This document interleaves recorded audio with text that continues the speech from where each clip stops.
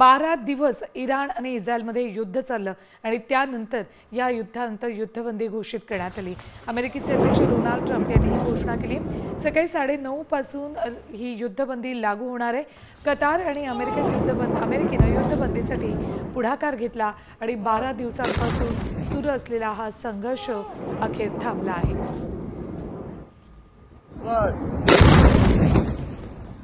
गेले 12 दिवस इस्रायल आणि इराणकडून एकमेकांवर जोरदार हल्ले केले जात होते। उत्तर प्रत्युत्तर सुरू होतं आणि अखेर आता हे हल्ले थांबले आहेत।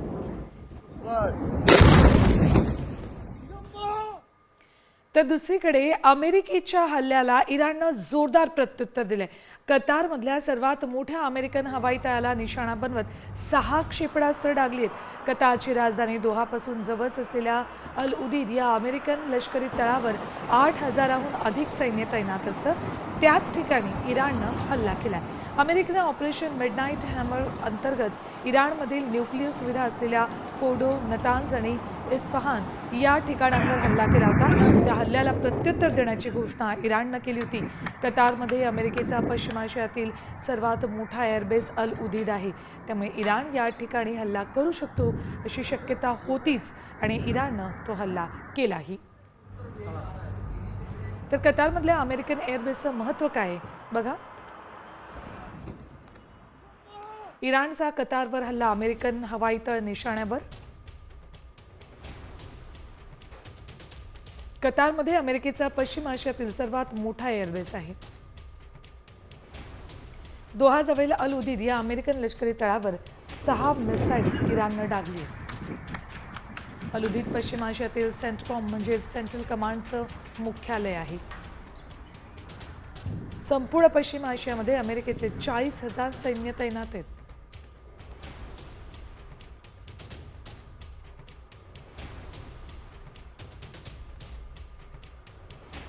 तर अमेरिकन बेसवर 6 हल्ले इराणकडून करण्यात आलेले आहेत। कतारमधल्या सर्वात मोठ्या एअरबेसवर हल्ला करण्यात आलाय।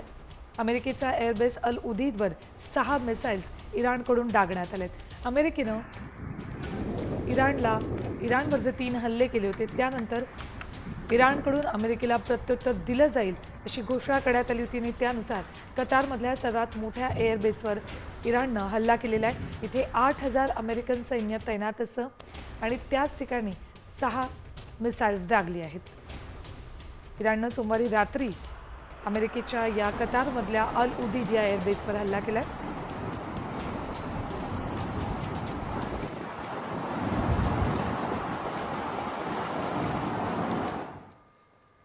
तर इराणनं सोमवारी रात्री कतारमधल्या अमेरिकेच्या अल उदीद सैन्य तळावर मिसाईल हल्ला केला।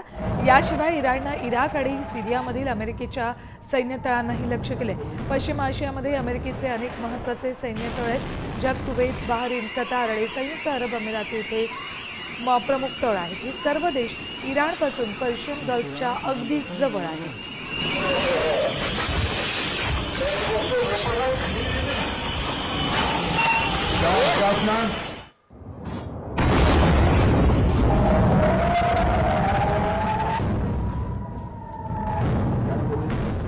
अमेरिकेसाठी सैन्य तळांचं महत्त्व काय बघा। दहशतवाद विरोधी मोहिमा, स्थानिक संघर्ष नियंत्रित ठेवण्यासाठी मदत होते। इराण, इराक, सिरिया, येमेन सारख्या संवेदनशील देशांमध्ये अमेरिकेची सैन्य तळ आहेत। या तळांमधून अमेरिका आपत्कालीन परिस्थितीत कारवाई करते, मदत करते। अल उदीद सारखी तळ ISR मोहिमा, हवाई हल्ले, गुप्तचर कारवाईसाठी नेहमीच मदत करत असते। अमेरिका इराणच्या आण्विक प्रादेशिक उद्दिष्टांवर नियंत्रण ठेवू शकतो।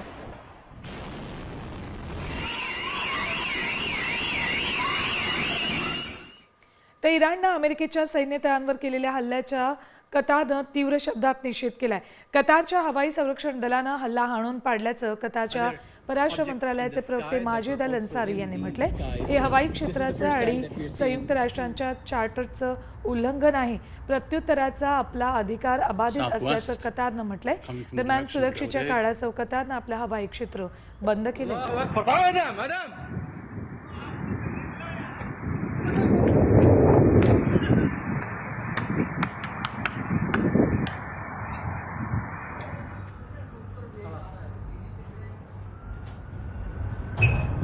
Hey, hey, hey,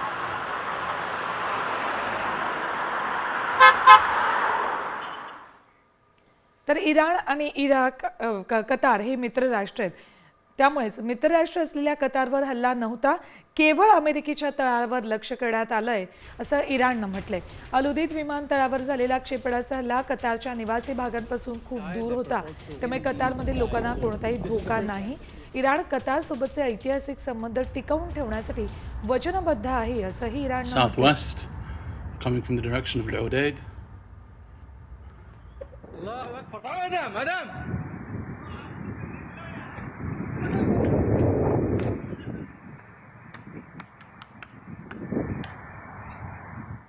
तर इराणनं सोमवारी रात्री कतारमधील अमेरिकेच्या अलुदीद लष्करी तळावर मिसाईल हल्ला केल्यानंतर या परिसरामध्ये जबरदस्त गोंधळाची स्थिती निर्माण झाली. हल्ल्याच्या आवाजानंतर नागरिक घाबरून गेले आणि जीव मुठीत घेऊन सुरक्षित स्थळी पळू लागले. व्हिडिओमध्ये लोकांची घाई गडबड, गोंधळ, वाहनांच्या गोंगाटाचं दृश्य दिसतंय. काही ठिकाणी लोक दुकानं बंद करताना आणि कुटुंबियांसोबत सुरक्षित ठिकाणी जातानाही दिसत आहेत. या हल्ल्यामुळे नागरिकांमध्ये भीतीचं वातावरण निर्माण झालं होतं.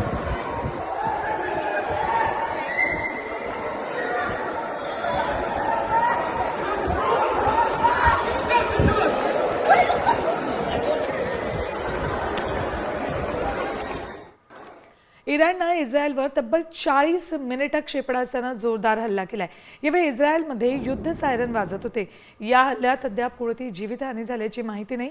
मात्र इराणच्या हल्ल्यानं इस्रायलचं मोठ्या प्रमाणात नुकसान झालं.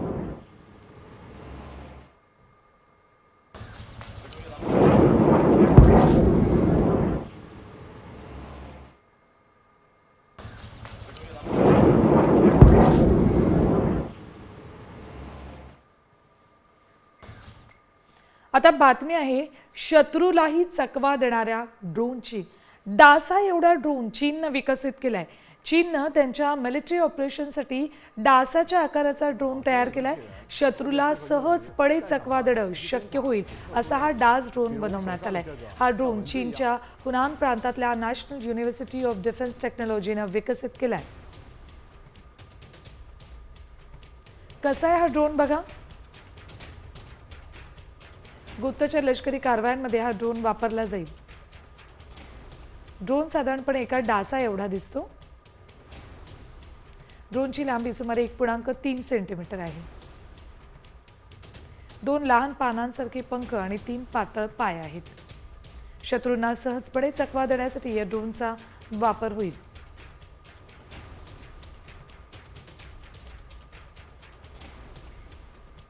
तर दुसरीकडे सिंधू पाणी करारावरील स्थगिती मागे घेणार नसल्याचं केंद्रीय गृहमंत्री अमित शहांनी सांगितलंय. भारताच्या या कठोर भूमिकेनं पाकिस्तान बिथरलाय. सिंधू पाणी करारावरून पुन्हा पाकिस्ताननं धमकी दिली आहे. सिंधू नदी प्रणालीतील सर्व 6 नद्यांचं पाणी घेऊ अशी पोकळ धमकी पाकिस्तानचा माजी परराष्ट्र मंत्री बिलावल भुट्टोनं दिली.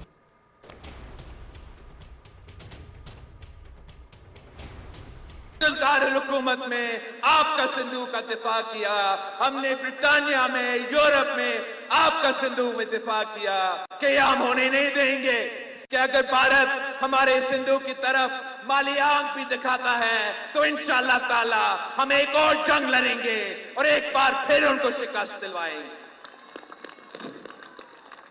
हम इनको बताना चाहते हैं कि आपको सिंतास मुआहिदा मानना पड़ेगा. सिंतास मुआहिदा के तहत 6 में से जो 3 दरिया है वो पाकिस्तान के हवाले और बाकी 3 भारत के हवाले. तो भारत के पास 2 ऑप्शंस है, या माने आलमी कानून माने, अपना सिंतास मुआहिदा माने और अमल दरामद करे.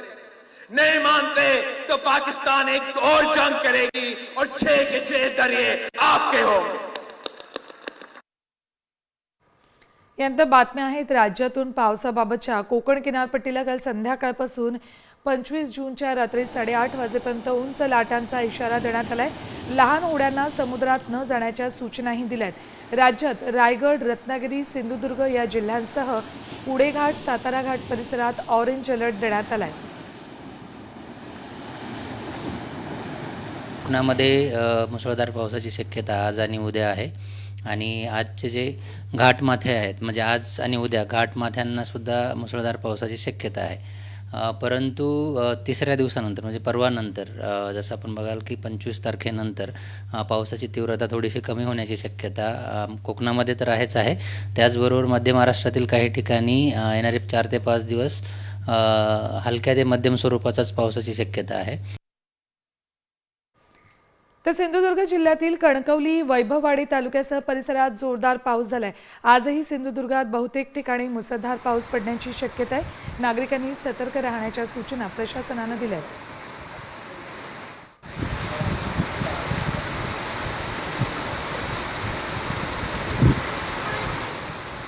तर दुसरीकडे रायगडला पावसाचा ऑरेंज अलर्ट देण्यात आला. जोरदार पावसाचा अंदाज आहे. हवामान विभागाकडून ऑरेंज अलर्ट जारी करण्यात आलाय. प्रशासनानं नागरिकांना सतर्कतेचा इशाराही दिलाय.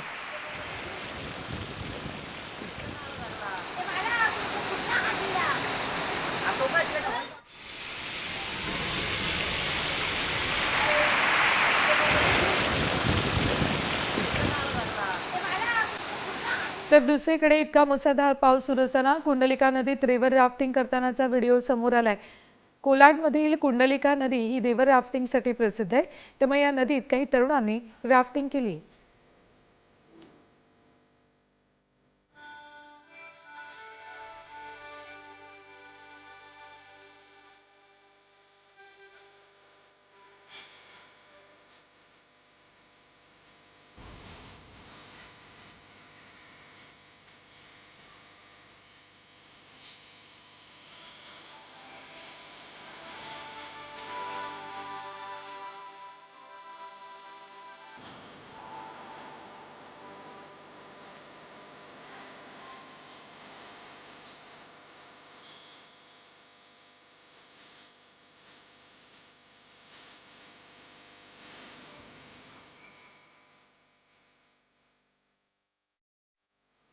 तर गोदावरी नदीच्या पात्रात वाढ झाल्यामुळे सोमेश्वर धबधब्याचे रौद्र रूप पाहायला मिळालं. गेल्या काही दिवसांपासून नाशिकमध्ये जोरदार पाऊस बरसतोय. त्यामुळे आसपासची सगळी धरणंही भरायला लागलेली आहेत. त्यामुळे या धरणांमधून विसर्ग केला जातोय आणि हा विसर्ग गोदावरी नदी पात्रात येऊन गोदावरीच्या पाण्यातही वाढ झालेली आहे. त्यामुळे इथले धबधबेही प्रवाहित झालेत. त्यातलाच हा महत्त्वाचा धबधबा सोमेश्वर जोरदार प्रवाह धबधब्यातून वाहताना दिसतोय.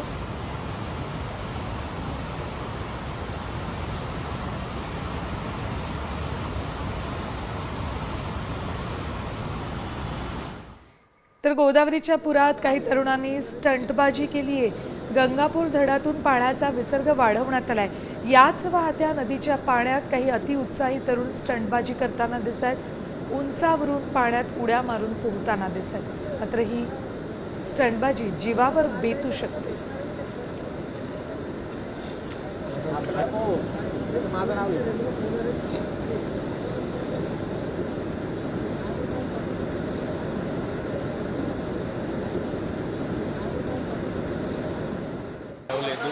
गुजरातमध्ये मुसळधार पाऊस पडतोय. त्यामुळे सगळ्यांचेच हाल झालेत.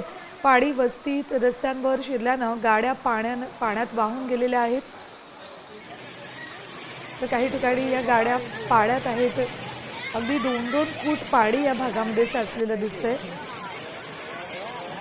गुजरातमध्ये काही दिवसांपासून मुसळधार पाऊस सुरू आहे. त्यामुळे वस्त्यांमध्ये, वाड्यांमध्ये, रस्त्यांवर, घरांमध्ये काही ठिकाणी पाणी शिरलं. આ અડાજણ રોડ મુક્તાનંદ નગર વાળો રોડ છે જ્યાં એસએમસી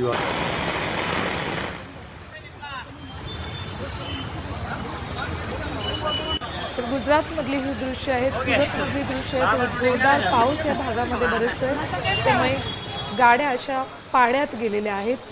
अनेक वाड्या, वस्त्यांमध्ये, रस्त्यांवर मोठ्या प्रमाणात पाणी साचलेलं आहे. याच पाण्यातून वाट काढत मुलं शाळेत जाताना दिसत आहेत, तर लोक कामावर जाताना दिसत आहेत. आणि अशाच पाण्यात गाड्याही पुढे दामटल्या जात आहेत. मुसळधार पाऊस गुजरातमधल्या अनेक शहरांमध्ये सुरू आहे. सुरतमधली ही दृश्य, सुरतमध्ये अक्षरशः सगळ्या भागांमध्ये पाणी तुंबलेलं दिसतंय.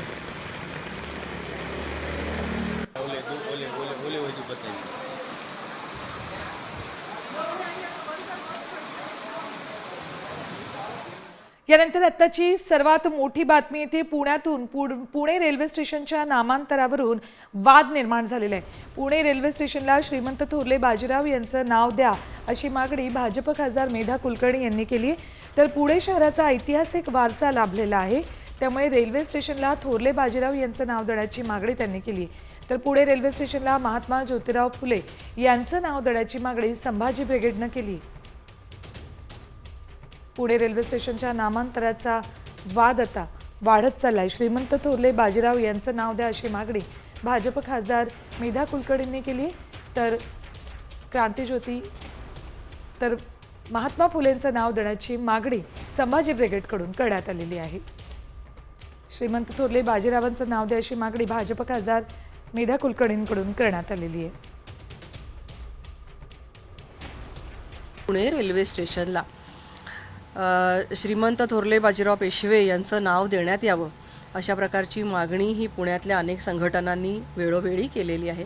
मी सुद्धा आज त्याचा पुनरुच्चार आजच्या मीटिंगमध्ये केला. या ठिकाणच्या ज्या काही सांस्कृतिक इतिहासाच्या ज्या काही पाऊलखुणा आहेत ह्या पुणे रेल्वे स्टेशनवर दिसल्या पाहिजेत याची आवर्जून मागणी, म्हणजे आता जे काही त्याचा जीर्णोद्धार होणार आहे किंवा रिनोव्हेशन होणार आहे यासाठी व्हावी अशा प्रकारची मी मागणी केली.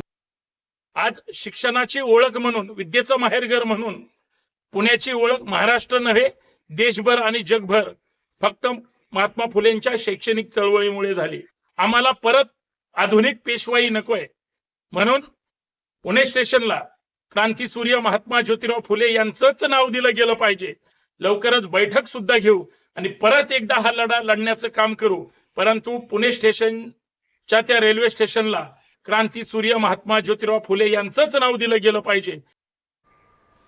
तर पुणे रेल्वे स्टेशनचं नाव बदलण्यापेक्षा तिथे सोयीसुविधा आहेत का, हे भाजपच्या खासदार मेधा कुलकर्णी आणि मुरलीधर मोहोळ यांनी पाहावं अशी टीका ठाकरे गटाचे नेते वसंत मोरेंनी केली आहे. तसंच पुणे रेल्वे स्टेशनवरून अनेक मुली देखील गायब झाल्याचा आरोप वसंत मोरे यांनी केला.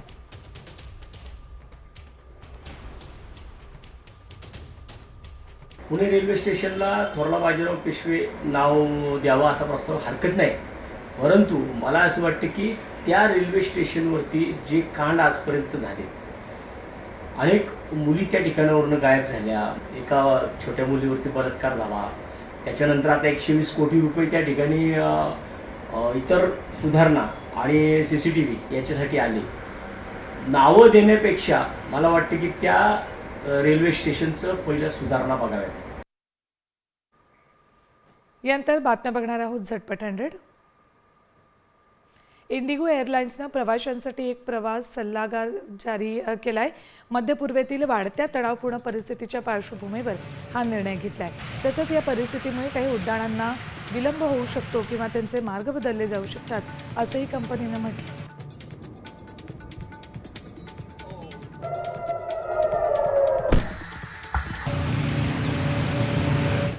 नवी मुंबई तुर्भेकडून ठाण्याकडे जाणाऱ्या रस्त्यावर कंटेनर उलटलाय, यामुळे वाहतूक मंदावली. अशातच नवी मुंबईत जोरदार पाऊसही पडतोय.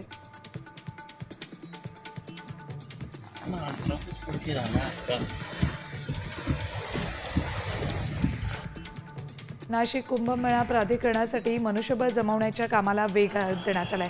विभागातील 5 जिल्ह्यांमधून अधिकारी कर्मचारी सामावून घेण्याची तयारी करण्यात येते. तसंच कुंभमेळा प्राधिकरणात शासकीय विभागातील 22 जणांचा समावेश असेल. यासाठी कुंभमेळा आयुक्त या नवीन पदावर करिश्मा नायरांची नियुक्ती केली.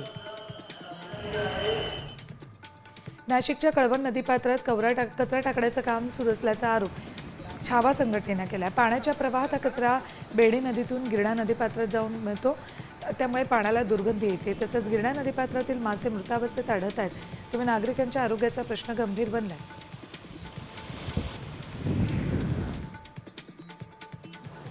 रत्नागिरीत पडणाऱ्या पावसामुळे इथल्या धरण क्षेत्रामध्ये कमालीची वाढ झाली आहे. समाधानकारक पाऊस सध्या रत्नागिरीत पडतोय. जिल्ह्यातील 68 धरणांपैकी 28 धरणं 100% भरली आहेत, तर 28 धरणं 50%पेक्षा जास्त भरली आहेत.